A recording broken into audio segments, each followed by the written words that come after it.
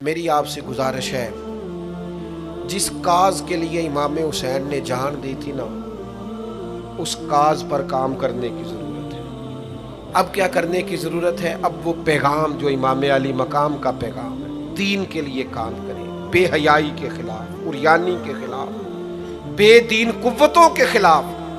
लोगों को सुकून मिलेगा, उन्हें कायल करें कि सुकून तुम्हें नमाज में मिलेगा, इबादत में मिलेगा, दयानतदारी में सुकून है, कनात में सुकून है, इज्जत नफ्स और खुददारी में जो तुम्हारे लिए अल्लाह ने रखा है उसमें सुकून है।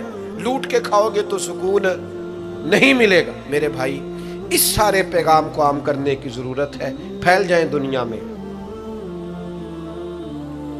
और जिस तरह अपने हक में लोगों को कायल करते हो ना, को मजबूरी बन जाए, इस तरह लोगों को दीन के हक में कायल करें।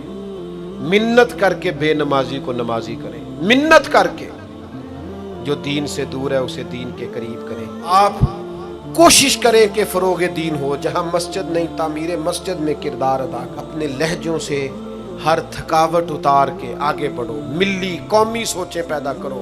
हमने इस वतन को भी तामीर करना है, दीन के लिए हमने अपने आप को पेश करना है जिस हद तक हो सके।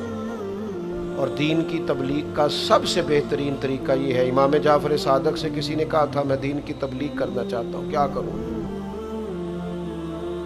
पैगाम इमाम हुसैन कॉन्फ्रेंस में बात ख़त्म करते वक़्त इमाम हुसैन के पोते की बात सुना रहा। हुजूर, दीन की तबलीग करना चाहता हूँ, क्या करूँ? फरमाने लगे, दीन पे अमल करना शुरू कर दे।